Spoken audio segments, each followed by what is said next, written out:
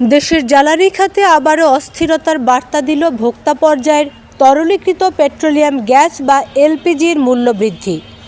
April মাসের জন্য 12 KG সিলিন্ডারের দাম এক লাফে 387 টাকা বাড়িয়ে 1728 টাকা নির্ধারণ করা হয়েছে।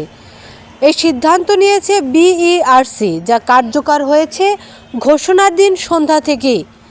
একই সঙ্গে অটোগ্যাসের দামেও উল্লেখযোগ্য হারে বাড়ানো হয়েছে। প্রশ্ন উঠেছে, এই মূল্যবৃদ্ধির বোঝা কে বহন করবে? এর সরল উত্তর, দেশের সাধারণ মানুষ। বাংলাদেশের অধিকাংশ শহর ও শহরতলির মধ্যবিত্ত এবং নিম্ন মধ্যবিত্ত পরিবার রান্নার জন্য এখনও এলপিজির উপর নির্ভরশীল। প্রাকৃতিক গ্যাস সংযোগ সীমিত হওয়ায় বিকল্প হিসেবে এলপিজি তাদের প্রধান ভরসা। কিন্তু যখন একটি সিলিন্ডারের দাম এক মাসে প্রায় 400 টাকা বেড়ে যায়, তখন তা সরাসরি পরিবারের মাসিক বাজেটে চাপ সৃষ্টি করে। আমার তো কষ্ট হয়, 400 টাকা দাম আমার কাছে অনেক কিছু। আমার রিক্সা চালে দিন মজুরি খাই, দুর্গা পোলা পরে অনেক কষ্ট হয়। আর কষ্ট হলে করবার তো নেই, লাগবে ওরা, না লাগে তো বয়ে নেই, খাইতে হলে লাগবে। এখন তো 1900 টাকা, কেউ বেছে 2200 টাকাও। বিশেষ করে নিম্ন আয়ের মানুষ ও উচ্চশিক্ষার জন্য দেশের বিভিন্ন প্রান্তে থাকা ছাত্রছাত্রীদের জন্য এই মূল্য বৃদ্ধি যেন এক প্রকার নীরব সংকট।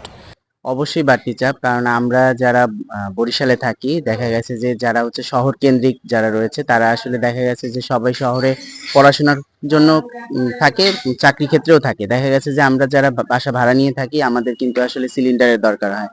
আপনাকে আমি বলি যে গত পরশুদিন আমার বাসার গ্যাস সিলিন্ডারটা শেষ হওয়ার কারণে আমরা এর আগে কিনেছি 1500 টাকায়। এখন আমাদের সেই গ্যাস সিলিন্ডার আমাদের কিনতে হচ্ছে 1900 টাকায়।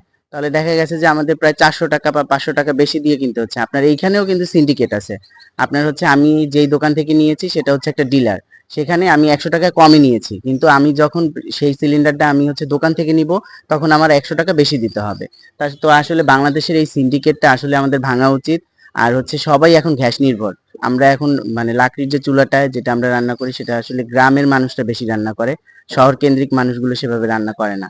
তো আমাদের সরকারের প্রতি আমাদের মানে আকুল আবেদন যে গ্যাস সিলিন্ডারের যে দামটি এখন নির্ধারণ করা হয়েছে, সেটি আসলে কমানো উচিত।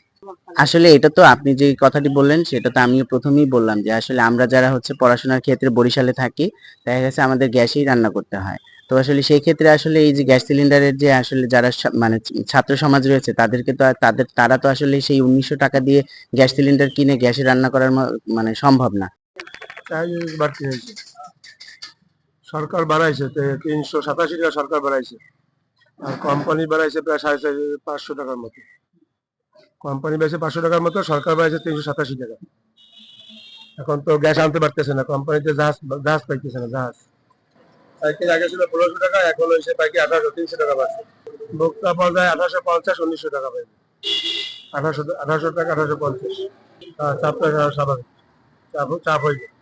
লাকড়িতে যাওয়ার কোনো সুযোগ নাই। লাকড়ি এক একটা ফ্ল্যাট বাসা, ওই জায়গায় লাকড়িতে যাওয়ার তো সুযোগ নাই। আর লাকড়ির দাম তো বেড়ে গেছে।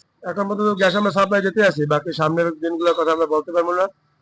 পাম্পে গেলে তেল পাইতেছে না, 10-12 পাম্প ঘুরে তেল লইতে আছে। এরপর তো বিভিন্ন সমস্যা হইতেই আছে, এটা সবাই জানে, স্পষ্ট। তো সারা পৃথিবীর কাছে স্পষ্ট যেটা সমস্যা হইতে আছে। তারা হয়তো রাস্তায় নেমে প্রতিবাদ করতে পারেন না, কিন্তু তাদের দৈনন্দিন জীবনযাত্রায় এর প্রভাব গভীর। রান্নার খরচ কমাতে গিয়ে অনেক পরিবার হয়তো খাবারের মান কমাতে বাধ্য হবে, যা দীর্ঘমেয়াদের পুষ্টিহীনতার ঝুঁকি বাড়াতে পারে।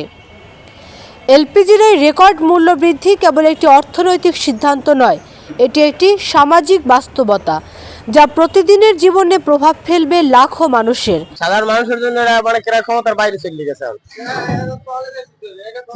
চলে বেশি মানুষ তো মানে চলে বেশি, যে পাইলে না পাই এরকম একটা গ্যাসের সংকট, এই মানুষের চারিদিকে গুজব, এই জন্য মানুষের মানে কিনে রাখতেছে গ্যাস। আমাদের জন্য এটা তো বাড়তি চাপ। আমাদের আয় তো আর বৃদ্ধি পায় না, আয় তো আগের মতোই, কিন্তু এখন এই যে সিলিন্ডার 400 টাকা বেশি, 400 টাকায় তো আমাদের বেশি আয় করতে হবে। তাই সাধারণ মানুষের প্রত্যাশা, নীতি নির্ধারকদের উচিত শুধু সংখ্যার হিসাব নয়, মানুষের কষ্টের হিসাবটিও সমান গুরুত্ব দিয়ে দেখা। মাহফুজ নুসরাত, বাংলাদেশ বাণী, বরিশাল।